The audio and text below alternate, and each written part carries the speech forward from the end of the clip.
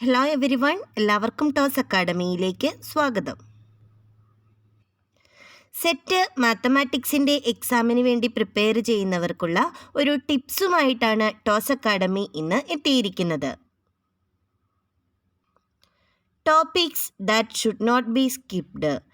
ഒഴിവാക്കാൻ പാടില്ലാത്ത ഏതൊക്കെ പോർഷൻസ് ഉണ്ട്, ഏതൊക്കെ പോർഷൻസ് നമ്മൾ നിർബന്ധമായിട്ടും നോക്കിയിരിക്കണം എന്നുള്ളതാണ് ഈ ക്ലാസ്സിലൂടെ പറഞ്ഞു തരുവാനായിട്ട് പോകുന്നത്. നമുക്ക് റിയൽ അനാലിസിസിലെ ഏതൊക്കെ പോർഷൻസ് നോക്കണമെന്ന് നോക്കാം. റിയൽ അനാലിസിസിൽ മെയിനായിട്ടും limit of sequence, series, continuity, ഈ പോർഷൻസ് ആണ് നമ്മൾ നിർബന്ധമായിട്ടും നോക്കേണ്ടത്. കുറച്ച് റിസൾട്ടുകൾ ഇവിടെ പോയിന്റ് ചെയ്തിട്ടുണ്ട്. റിസൾട്ടുകൾ ജസ്റ്റ് ഒന്ന് വായിക്കുവാണ്. കൂടുതൽ ഡീറ്റെയിൽ ആയിട്ടൊന്നും നമ്മൾ പറയുന്നില്ല. നമ്മൾ എന്തെല്ലാം കാര്യങ്ങൾ നിർബന്ധമായിട്ട് നോക്കണമെന്നാണ് ഇതിലൂടെ ഉദ്ദേശിക്കുന്നത്. A sequence can converge at most one limit point. ഒരു ലിമിറ്റ് പോയിന്റിലോട്ടേ കൺവേർജ് ചെയ്യുള്ളൂ, ഒന്നിൽ താഴെയോ ലിമിറ്റ് പോയിന്റിലോട്ടേ കൺവേർജ് ചെയ്യുള്ളൂ. That is either divergent or convergent. Convergent ആണെങ്കിൽ അതിന് ഒരു ലിമിറ്റ് പോയിന്റേ ഉണ്ടാവുള്ളൂ. A convergent sequence is bounded but converse may not be true. Convergent സീക്വൻസുകൾ ബൗണ്ടഡ് ആയിരിക്കും, പക്ഷേ ബൗണ്ടഡ് സീക്വൻസുകൾ കൺവേർജൻ്റ് ആകണമെന്നില്ല. Then let sequence xn be a convergent sequence. There exists a natural number m such that xn greater than 0 for all n greater than or equal to m. Then limit xn is always greater than or equal to 0. ഒരു sequence ഉണ്ട്, ആ sequence convergent ആണ്. ആ സീക്വൻസിൻ്റെ ഒരു finite term ഒഴികെ ബാക്കി എല്ലാ ടേംസും positive ആണെങ്കിൽ അതിൻ്റെ ലിമിറ്റും എന്തായിരിക്കും? Greater than or equal to 0 ആയിരിക്കും. ഓക്കെ, അടുത്തത് സാൻഡ്വിച്ച് തിയറം ആണ്. 3 സീക്വൻസുകളുണ്ട്, എ എന്നും ബി എന്നും സി എന്നും. A N less than B N less than C N ആണെങ്കിൽ നമുക്ക് എന്ത് പറയാം? ബി എന്നിൻ്റെ ലിമിറ്റ് എന്ന് പറയുന്നത് എല്ലായിരിക്കും. എപ്പോൾ എ എന്നിൻ്റെയും സി എന്നിൻ്റെയും ലിമിറ്റ് എല്ലാണെങ്കിൽ നടുക്കുള്ള ബി എന്നിൻ്റെ ലിമിറ്റ് എന്ന് പറയുന്നതും എല്ലായിരിക്കും. Sandwich theorem. Sequence A N എന്ന് പറയുന്നത് നൾ സീക്വൻസ് ആണെങ്കിൽ സീക്വൻസ് മോഡ് എ എൻ എന്ന് പറയുന്നത് എന്ത് തന്നെയായിരിക്കും? നൾ സീക്വൻസ് തന്നെയായിരിക്കും. ഇതിനെ sequence diverging to infinity is unbounded above but bounded below. Below bounded ആണ്, അൺബൗണ്ടഡ് എബവ് ആണെങ്കിൽ അത് ഡൈവേർജിങ് ടു ഇൻഫിനിറ്റി ആയിരിക്കും. ദെൻ സെയിം പോലെ തന്നെ അൺബൗണ്ടഡ് ബിലോയാണ്, ബൗണ്ടഡ് എബോയ് ആണെന്നുണ്ടെങ്കിൽ ആ sequence diverging to minus infinity ആയിരിക്കും. ജസ്റ്റ് റിസൾട്ടുകൾ പോയിന്റ് ഔട്ട് ചെയ്തേക്കുന്നതാണ്. റിസൾട്ടുകൾ യൂസ് ചെയ്തിട്ടുള്ള പ്രോബ്ലംസ് നിങ്ങൾ നോക്കേണ്ടതാണ്. ഈ ടോപ്പിക്സ് എല്ലാം നിങ്ങൾക്ക് ആവശ്യമുള്ളതാണ്. ദെൻ അടുത്തത് മൊണോട്ടോൺ സീക്വൻസുകളെ പറ്റിയാണ്. മൊണോട്ടോൺ സീക്വൻസ് എന്ന് പറഞ്ഞാൽ ഇതർ ഇൻക്രീസിങ് ഓർ ഡിക്രീസിങ് സീക്വൻസുകളുടെ റിസൾട്ടുകളാണ് പറഞ്ഞേക്കുന്നത്. മൊണോട്ടോൺ സീക്വൻസുകൾ ബൗണ്ടഡ് എബോവ് ആണെന്നുണ്ടെങ്കിൽ is convergent and it converges to the least upper bound. അതുപോലെ തന്നെ ഡിക്രീസിങ്ങിൻ്റെ റിസൾട്ട് ഉണ്ട്. ദെൻ ഇൻക്രീസിങ് ആണ്, അൺബൗണ്ടഡ് എബോവ് ആണെങ്കിൽ അത് ഇൻഫിനിറ്റിയിലോട്ട് കൺവേർജ് ചെയ്യും. ദെൻ അത് ഡൈവേർജസ് എന്നാണ് നമ്മൾ പറയുന്നത്, ഇൻഫിനിറ്റിയിലോട്ട് ടെൻഡ് ചെയ്യുന്നതിനെ. ദെൻ അതുപോലെ തന്നെ ഡിക്രീസിങ്ങിൻ്റെ ഉണ്ട്. അതുപോലെ തന്നെ ഒരു സീക്വൻസ് എല്ലിലോട്ട് കൺവേർജ് ചെയ്യുകയാണെങ്കിൽ അതിൻ്റെ എല്ലാ സബ് സീക്വൻസുകളും എങ്ങോട്ടേക്ക് തന്നെയായിരിക്കും കൺവേർജ് ചെയ്യുന്നത്? എല്ലിലോട്ട് തന്നെയായിരിക്കും കൺവേർജ് ചെയ്യുന്നത്. അപ്പോൾ ഇത്രയും റിസൾട്ടുകളൊക്കെ ഒന്ന് ഓർത്ത് വയ്ക്കുക. അതനുസരിച്ചിട്ടുള്ള പ്രോബ്ലംസ് ചെയ്ത് നോക്കുക.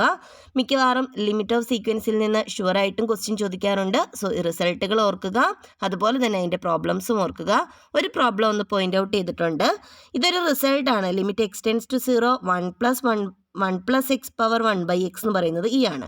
അപ്പോൾ ഇതുപോലെയുള്ള റിസൾട്ടുകൾ നിങ്ങൾ നോക്കണം എന്ന് പറയാനാണ് ഈ ഒരു പ്രോബ്ലം പോയിന്റ് ഔട്ട് ചെയ്തിരിക്കുന്നത്. ഇതുപോലെ ഒരുപാട് റിസൾട്ടുകൾ ഉണ്ടാവും. എന്താണ് n⁻⁴n, n⁴n അങ്ങനെയുള്ള റിസൾട്ടുകളൊക്കെ ഉണ്ട്. അതിൻ്റെയൊക്കെ ലിമിറ്റുകൾ എന്താണെന്ന് അത് യൂസ് ചെയ്തിട്ട് ഇതുപോലെയുള്ള പ്രോബ്ലംസ്, അപ്പോൾ നമ്മളോട് ഇതുപോലെയുള്ള പ്രോബ്ലം ആയിരിക്കും ചോദിക്കുന്നത്. അപ്പോൾ നമുക്ക് ഈ റിസൾട്ട് അറിയാണ്ട് നമുക്ക് ചെയ്യാൻ പറ്റില്ല. സോ ഒരു പ്രോബ്ലം ഒരു മോഡലിന് തന്നതാണ്. സോ ഇത്രയും റിസൾട്ടുകളും അതുപോലെ തന്നെ കറസ്പോണ്ടിങ് എക്സാമ്പിൾസും നോക്കി വയ്ക്കുക. എന്നാൽ മാത്രമാണ് നമുക്ക് ഇതുപോലെയുള്ള പ്രോബ്ലംസ് ചെയ്യാനായിട്ട് പറ്റുള്ളൂ.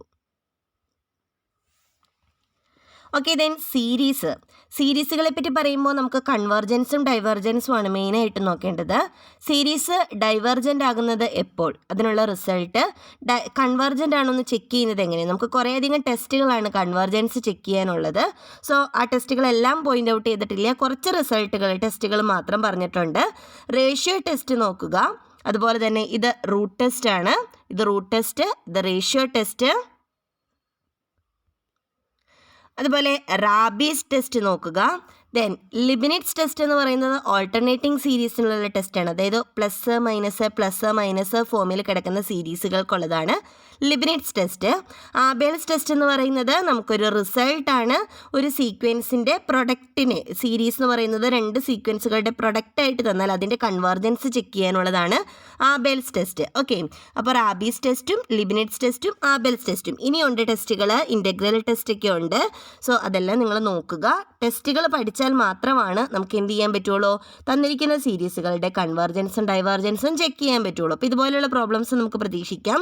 Which one of the following series is divergent അല്ലെങ്കിൽ കൺവേർജൻ, ഇത്രയും ചോദിച്ചു കഴിഞ്ഞാൽ നമുക്ക് ഈ സീരീസുകളുടെ കൺവേർജൻസും ഡൈവേർജൻസും ചെക്ക് ചെയ്യാൻ അറിഞ്ഞാൽ മാത്രമാണ് നമുക്ക് പ്രോബ്ലംസ് ചെയ്യാൻ പറ്റുള്ളൂ. ഓക്കെ, അപ്പോൾ മെയിനായിട്ടും ഇത്രയും ടെസ്റ്റുകളെങ്കിലും നമ്മുടെ കയ്യിലുണ്ടെങ്കിലാണ് നമുക്ക് ടെസ്റ്റിങ്ങിന് റിസൾട്ട് യൂസ് ചെയ്യാൻ പറ്റുള്ളൂ.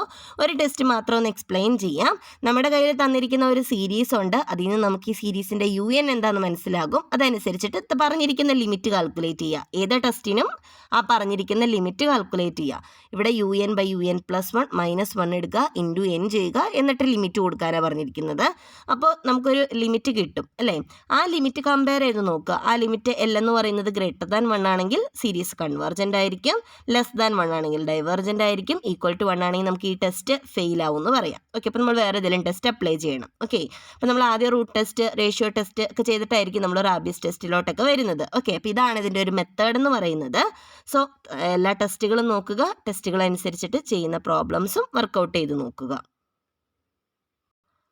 അടുത്തത് റിയൽ അനാലിസിസിൽ നിർബന്ധമായിട്ടും അറിഞ്ഞിരിക്കേണ്ടതാണ് കണ്ടിന്യൂറ്റി.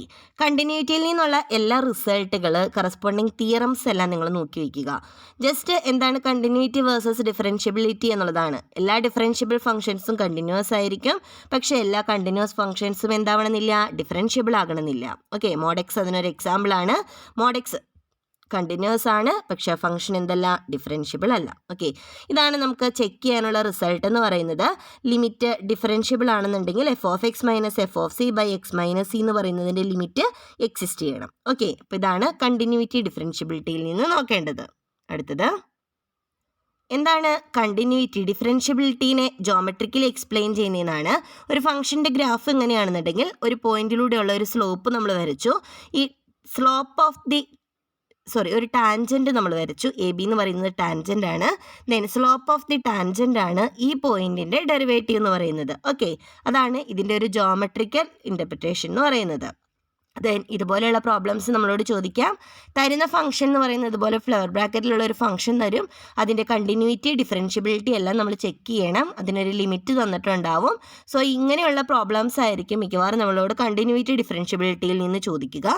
അതല്ലെങ്കിൽ ഇതിൽ നിന്ന് വരുന്ന റിസൾട്ടുകൾ നോക്കിയിരിക്കണം. Rolle's theorem, mean value theorem, ഇതെല്ലാം ഒന്ന് നോക്കിയിരുന്നു കഴിഞ്ഞാൽ നമുക്ക് പ്രോബ്ലംസ് ചെയ്യാനായിട്ട് സാധിക്കും. ഓക്കെ, ദെൻ അടുത്തത് കോംപ്ലക്സ് അനാലിസിസ് ആണ്. കോംപ്ലക്സ് അനാലിസിസിൽ 5 കാര്യങ്ങൾ നിർബന്ധമായിട്ട് നോക്കണം. വളരെ ഇമ്പോർട്ടൻ്റ് ആയിട്ടുള്ള ഒരു പേപ്പറാണ്. Properties of complex numbers, harmonic functions, analytic function, singularities and residue, complex integration. ഇതിൽ നിന്നെല്ലാം തന്നെ നമ്മളോട് ക്വസ്റ്റ്യൻ ചോദിക്കാറുള്ളതാണ്.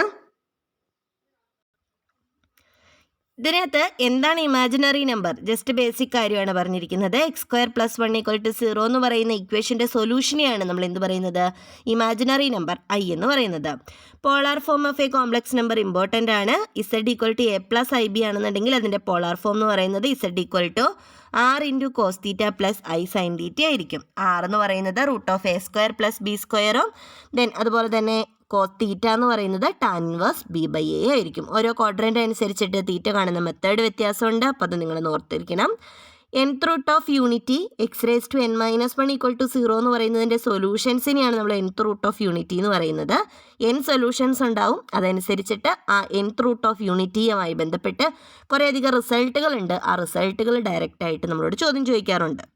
ദെൻ അടുത്തത് കോഷി-റീമാൻ ഇക്വേഷൻസ് ആണ്. നമുക്കറിയാം, ഒരു ഫംഗ്ഷൻ തന്നു കഴിഞ്ഞാൽ equations relating to the partial derivative of real and imaginary part of an analytic function of a complex variable ആണ് എന്ത് പറയുന്നത്, നമ്മുടെ കോഷി-റീമാൻ ഇക്വേഷൻസ്. ഒരു ഫംഗ്ഷൻ f(z) = u + iv എന്ന് തന്നു കഴിഞ്ഞാൽ ∂u/∂x = ∂v/∂y ∂u/∂y = -∂v/∂x നമ്മൾ എന്ത് പറയുന്നത്, കോഷി-റീമാൻ ഇക്വേഷൻസ് എന്ന് പറയുന്നത്. ux = vy, uy = -vx. Okay, Cauchy റീമാൻ equations നമ്മുടെ അനലിറ്റിക് ഫംഗ്ഷൻസിൻ്റെ ചെക്ക് ചെയ്യാനായിട്ട് നമുക്ക് വളരെ ഇമ്പോർട്ടൻ്റ് ആണ്. കോഷി റീമാൻ ഇക്വേഷൻസ് സാറ്റിസ്ഫൈ ചെയ്യാത്ത ഫംഗ്ഷൻസ് ഒന്നും എന്തായിരിക്കില്ല, അനലിറ്റിക് ആയിരിക്കില്ല. പിന്നെ അടുത്തത് ഹാർമോണിക് ഫംഗ്ഷൻ ആണ്. ഈ ഇക്വേഷൻ സാറ്റിസ്ഫൈ ചെയ്യുന്ന ഫംഗ്ഷൻസിനെയാണ് നമ്മൾ ഹാർമോണിക് ഫംഗ്ഷൻ എന്ന് പറയുന്നത്. ലാപ്ലേസ് ഇക്വേഷൻ സാറ്റിസ്ഫൈ ചെയ്യുന്ന ഫംഗ്ഷൻ, ഒരു ഫംഗ്ഷൻ തന്നു, അതിൻ്റെ വിത്ത് റെസ്പെക്ട് ടു എക്സും വിത്ത് റെസ്പെക്ട് ടു വൈയും 2 സെക്കൻഡ് ഡെറിവേറ്റീവ്സ് എടുക്കുക, പ്ലസ് ചെയ്യുമ്പോൾ 0 കിട്ടുവാണെന്നുണ്ടെങ്കിൽ നമുക്ക് എന്ത് പറയാം, ഇത് ഹാർമോണിക് ഫംഗ്ഷൻ ആണെന്ന് പറയാം. ഓക്കെ, അടുത്തത് അനലറ്റിക് ഫംഗ്ഷൻ ആണ്.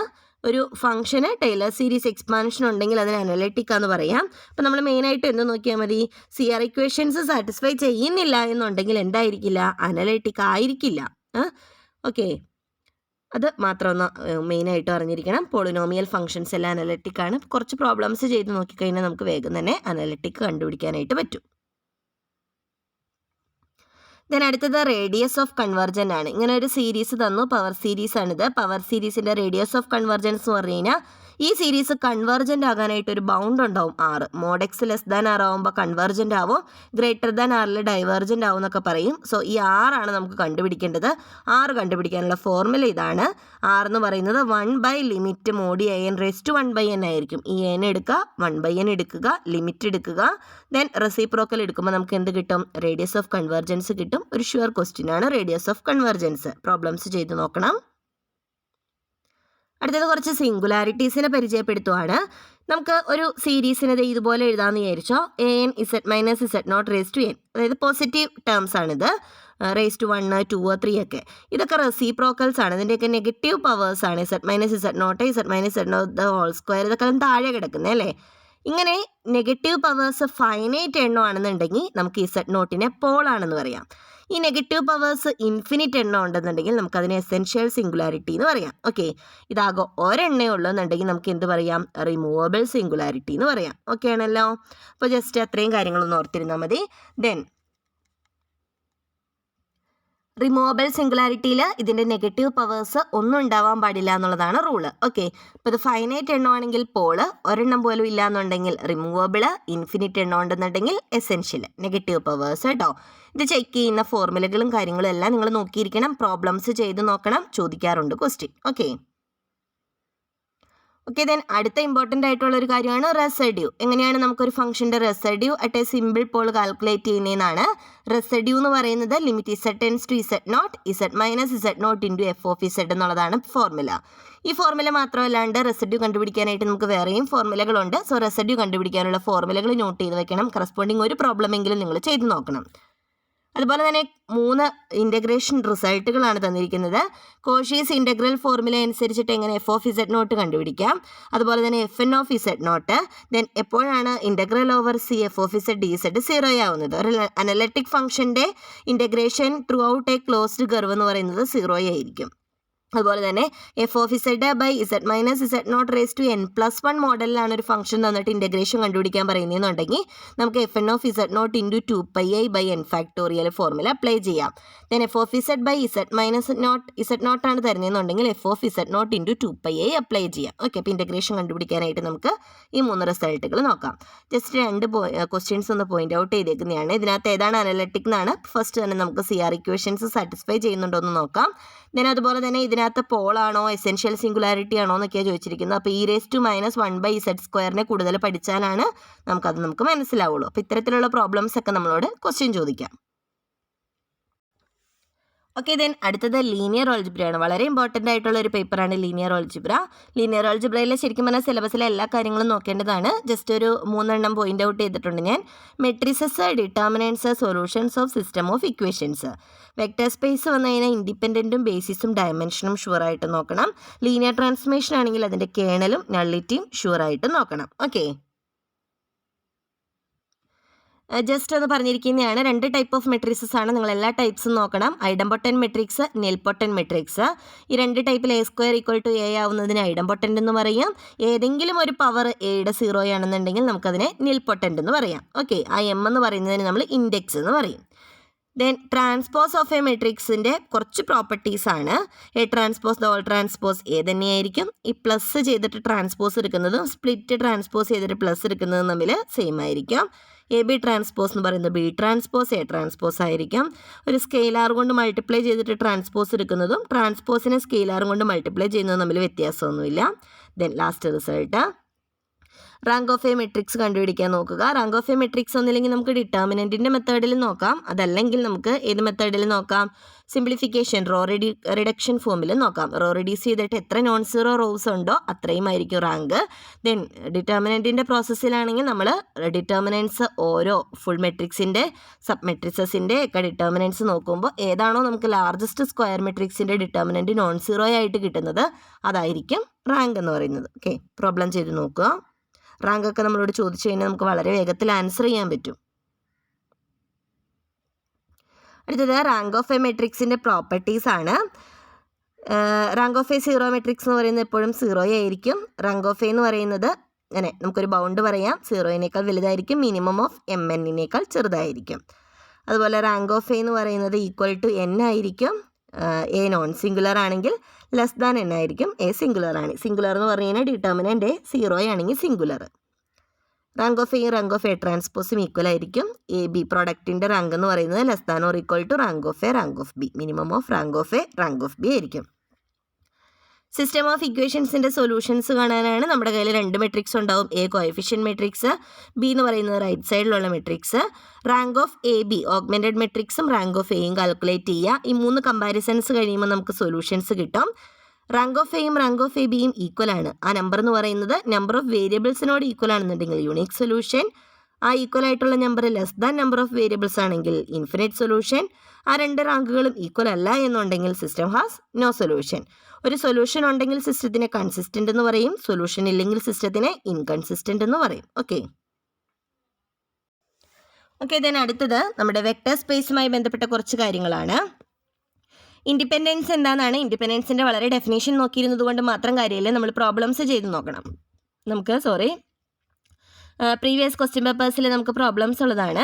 ഇത്രയും vectors alpha, alpha two etcetera, alpha എന്ന് പറയുന്ന വെക്ടേഴ്സ് ഇൻഡിപെൻഡൻ്റ് ആവണമെന്നുണ്ടെങ്കിൽ C1 alpha 1 plus C2 alpha 2 plus etcetera plus CN alpha n equal to 0 implies C1 C2 etcetera CN equal to 0 ആയിരിക്കും. Subspace ആവാനുള്ള conditions നോക്കുക. Subspace ആവണമെന്നുണ്ടെങ്കിൽ രണ്ട് vectors some ചെയ്താൽ അതിനകത്ത് ഉണ്ടാവണം. ദെൻ അതിൻ്റെ ഒരു സ്കെയിലാർ മൾട്ടിപ്ലിക്കേഷനും അതിനകത്ത് തന്നെ ഉണ്ടാവണം. നിർബന്ധമായിട്ടും സബ് സ്പേസിൽ 0 ഉണ്ടാവണം.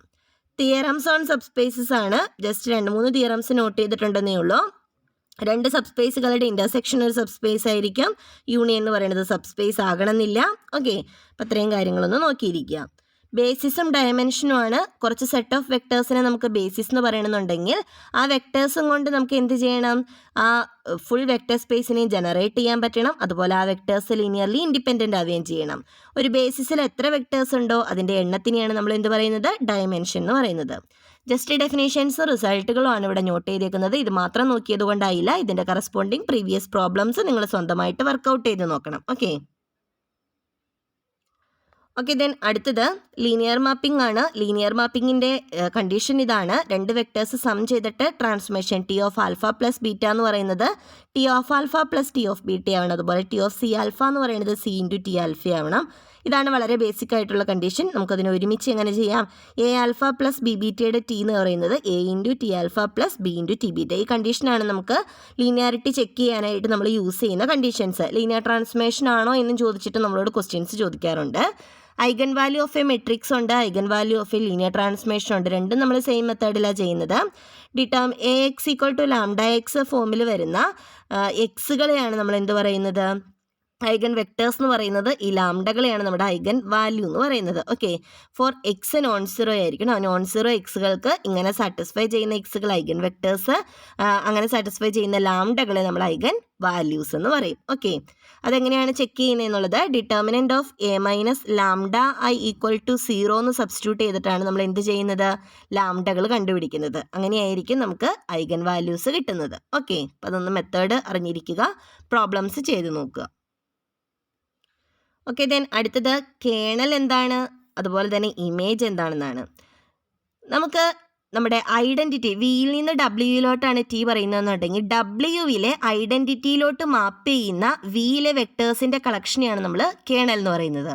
വിയിലെ ഏതൊക്കെ വെക്ടേഴ്സ് ഡബ്ല്യുവിലെ ഐഡൻറ്റിറ്റിയിലോട്ട് മാപ്പ് ചെയ്യുന്നുണ്ടോ ആ വെക്ടേഴ്സിൻ്റെ കളക്ഷനെയാണ് നമ്മൾ എന്ത് പറയുന്നത്, കേണൽ. ഓക്കെ, ഇമേജ് എന്ന് പറയുന്നത് വിയിലെ വെക്ടേഴ്സിൻ്റെ എല്ലാത്തിൻ്റെയും ഇമേജുകൾ ഇവിടെ ഉണ്ടാവും അല്ലേ. ഇതിൻ്റെ കളക്ഷനെയാണ് നമ്മൾ എന്ത് പറയുന്നത്, image of a linear mapping എന്ന് പറയുന്നത്. ഓക്കെ, ഇത്രയേ ഉള്ളൂ, വളരെ ബേസിക് ആയിട്ടുള്ള കാര്യമാണ്. കേണൽ കണ്ടുപിടിക്കാനും കേണലിൻ്റെ ഡയമെൻഷൻ കണ്ടുപിടിക്കാനും ഒക്കെ നമ്മളോട് പ്രോബ്ലം ചോദിക്കാറുണ്ട്. ഓക്കെ, ജസ്റ്റ് ഒന്ന് പോയിന്റ് ഔട്ട് ചെയ്തേക്കുന്നതാണ് പ്രോബ്ലംസ്. ഒരു മെട്രിക്സ് എന്നിട്ട് അത് ഇതിനകത്ത് ഏത് ടൈപ്പാണെന്ന് ചോദിച്ചിരിക്കുന്നത്. അപ്പോൾ നമ്മൾ ചെയ്ത് നോക്കാനായിട്ട് ഇതിൻ്റെ ഡെഫിനേഷൻസ് അറിയണം. സിസ്റ്റം ഓഫ് ഇക്വേഷൻസിൻ്റെ സൊല്യൂഷൻസ് ചെക്ക് ചെയ്യാനുള്ളതാണ്. സോ അതിൻ്റെ മെത്തേഡ് അറിഞ്ഞാലേ നമുക്ക് പ്രോബ്ലം ചെയ്യാൻ പറ്റുള്ളൂ. ഇതുപോലെയുള്ള വെക്ടേഴ്സ് ലീനിയർലി ഇൻഡിപെൻഡൻ്റ് ആണെന്ന് ചോദിച്ചിരിക്കുന്നത്. ഓരോ വെക്ടേഴ്സിനും കറസ്പോണ്ടിങ് ആയിട്ട് മെട്രിക്സ് എഴുതി മെട്രിക്സിൻ്റെ റാങ്ക് നോക്കിയാൽ മതി. മെട്രിക്സിൻ്റെ റാങ്ക് കറസ്പോണ്ടിങ് ഈ നമ്പറിനോട് ഈക്വൽ ആണെന്നുണ്ടെങ്കിൽ ഇൻഡിപെൻഡൻ്റ് ആയിരിക്കും. ദെൻ അത് ഈക്വൽ അല്ല എന്നുണ്ടെങ്കിൽ അത് ഡിപ്പെൻഡൻ്റ് ആയിരിക്കും. ഓക്കെ, ഇപ്പോൾ പ്രോബ്ലംസ് ഇതൊക്കെയാണ് നമ്മുടെ മോഡൽ പ്രോബ്ലംസ്. ഓക്കെ, ഇതിന് അടുത്തത് അബ്സ്ട്രാക്ട് ഓൾജിബ്രയാണ്. Groups, symmetric groups, order, sub groups, Sylow theorems, ring, field, integral domain, ഇതെല്ലാം നോക്കണം. ഇമ്പോർട്ടൻ്റ് ആണ്. പക്ഷേ നിങ്ങൾ ചെയ്യേണ്ടത് ഇതിൻ്റെ എല്ലാത്തിൻ്റെയും നമുക്ക് ഒരുപാട് റിസൾട്ടുകളുള്ള ഫീൽഡാണ് നമ്മുടെ അബ്സ്ട്രാക്ട് ഓൾജിബ്ര എന്ന് പറയുന്നത്. ആ ഒരു സെക്ഷനിലെ റിസൾട്ടുകൾ അറിഞ്ഞാൽ മാത്രമാണ് നമുക്ക് പ്രോബ്ലംസ് ചെയ്തെടുക്കാൻ പറ്റുള്ളൂ. സ്വന്തമായിട്ട് ആലോചിച്ച് ചെയ്യണമെന്നുണ്ടെങ്കിൽ നമുക്ക് ഒരുപാട് സമയം എടുക്കും. സോ നമുക്ക് ഒരുപാട് ഫോർമുലകൾ ആവശ്യമാണ്. ഓക്കെ, അപ്പോൾ മാക്സിമം റെഫർ ചെയ്ത് പ്രോബ്ലംസിൻ്റെ ഫോർമുലകൾ കളക്ട് ചെയ്യുക എന്നുള്ളതാണ് നമ്മുടെ അബ്സ്ട്രാക്റ്റിൻ്റെ മെയിൻ ഐഡിയ എന്ന് പറയുന്നത്. അപ്പോൾ ജസ്റ്റ് കുറച്ച് കാര്യങ്ങൾ മാത്രം ഇവിടെ പോയിന്റ് ഔട്ട് ചെയ്തു തരാം. ഓക്കെ, ഇത് ഗ്രൂപ്പിൻ്റെ ഡെഫിനേഷനാണ്. ഒരു ബൈനറി ഓപ്പറേഷൻ ഒരു സെറ്റ് നോൺ എംപ്റ്റി സെറ്റിനോട് അസോസിയേറ്റ് ചെയ്തിട്ട് വരിക.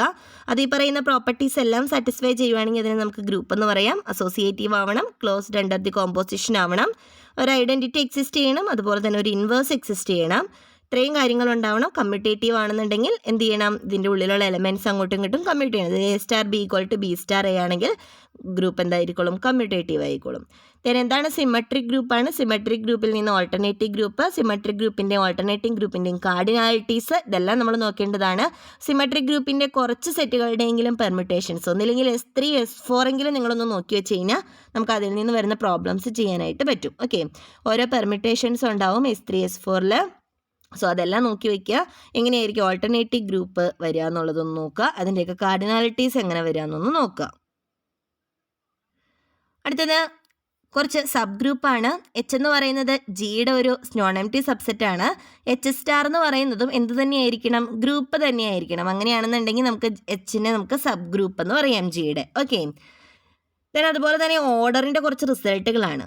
ഓക്കെ, ഓർഡർ ഓഫ് എയും ഓർഡർ ഓഫ് എ ഇൻവേഴ്സും ഈക്വൽ ആയിരിക്കും. ഓർഡർ ഓഫ് എ n ആണെങ്കിൽ a⁻m e ആണെങ്കിൽ ഓർഡർ n എന്ന് പറയുന്നത് ഡിവൈസർ ഓഫ് m ആയിരിക്കും. ഓർഡർ ഓഫ് എ n ആണ്, a⁻m e ആണെന്നുണ്ടെങ്കിൽ n എന്ന് പറയുന്നത് ഡിവൈസർ ഓഫ് m ആയിരിക്കും.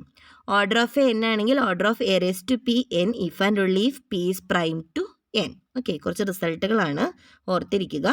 ഓർഡർ ഓഫ് a⁻m കണ്ടുപിടിക്കാൻ n/gcd ഓഫ് mn. ഓക്കെ, റിസൾട്ടുകൾ ഓർക്കുക. സൈക്ലിക് ഗ്രൂപ്പ് എന്തായിരിക്കും, ഒരു എലമെൻറ്റ് വെച്ചിട്ട് ജനറേറ്റ് ചെയ്യാനായിട്ട് പറ്റണം ആ എനെ ജീനെ അല്ലേ.